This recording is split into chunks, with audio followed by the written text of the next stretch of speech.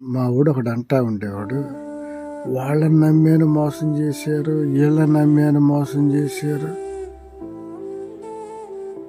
ఎప్పుడు ఇదే గోల.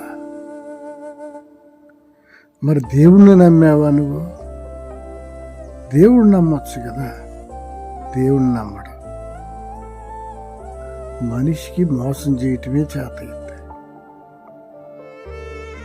నా స్నేహితుడు మోసం చేసి, అవును, స్నేహితులే మోసం చేస్తారు. అయిన వారే నిన్ను మోసం చేస్తారు, అయిన వారే బాధ పెడతారు. మనిషికి మోసం చేయటమే చేత, దేవుడికి న్యాయం చేయటం చేత. మనిషిని మోసం చేస్తాడు, దేవుడు న్యాయం చేస్తాడు. దేవుడు కూడా శిష్యుల్ని చాలా నమ్మాడు. యేసుప్రభు కూడా శిష్యుల్ని చాలా నమ్మాడు. వాళ్ళు ఒక శిష్యుడైన ఇస్కరియోతు యోధ యేసయ్యను మోసం చేసి సిలువకు అప్పగించాడు. శత్రువులతో చేతులు కలిపి యేసయ్యను మోసం చేసి సిలువకు అప్పగించాడు. దేవుడు కూడా మొట్టమొదటిగా నరుణ్ణి చాలా నమ్మాడు. ఆదాముని ఎంతో నమ్మాడు, ఎంతో ప్రేమించాడు. సర్వ హక్కులు ఇచ్చాడు, సమస్తం ఇచ్చాడు. నీకు కావలసింది తిను అన్నాడు.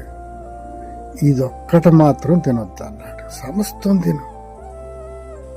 దేవునికి ఇష్టమైన బిడ్డ కాబట్టి ఆదాము సమస్తం తిను, ఇదొక్కటి మాత్రం తినొద్దు అన్నాడు. ఆదాం ఏం చేశాడు తెలుసా? ఆదాం చెప్పుడు మాటలు విని, కేవలం చెప్పుడు మాటలు విని దేవుడు ఏదైతే చెయ్యొద్దన్నాడో ఆ పనే చేశాడు. అన్నీ తినమన్నాడు దేవుడు, ఒక్కటొద్దన్నాడు.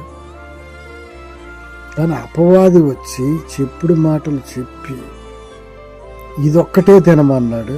దేవుడి మాటను మరిచిపోయి దేవునికి వ్యతిరేకంగా దేవుడు వద్దన్న పని చేశాడు.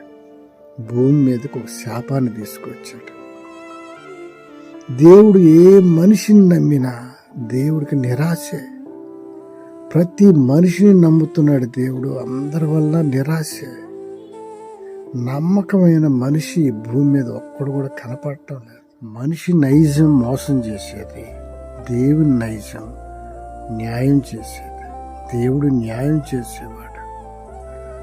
మన కనుదృష్టి ఎప్పుడు దేవుని వైపు ఉండాలి. మనుషుల వైపు చూసినంత వరకు మోసపోతానే ఉంటాం. మనకు గోతులు తీసేవాళ్ళు ఎవరో తెలుసా? మనం నమ్ముకున్న వాళ్ళే. మనల్ని మోసం చేసేవాళ్ళు ఎవరో తెలుసా?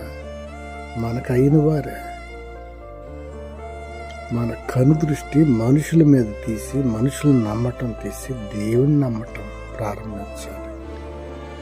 దేవుని నమ్మిన వాడు ఎప్పుడు మోసపోడు. దేవుని నమ్మిన వాడు ఎప్పుడు అవమానపరచబడ్డా. దేవుడు ఒక్కడే మన కోసం ఆలోచించేవాడు. మన విజయానికి కారణం అయ్యేవాడు దేవుడు ఒక్కడే. మనుషులు మన పతనాన్ని చూస్తారు, దేవుడు మన విజయాన్ని కోరుకుంటాడు.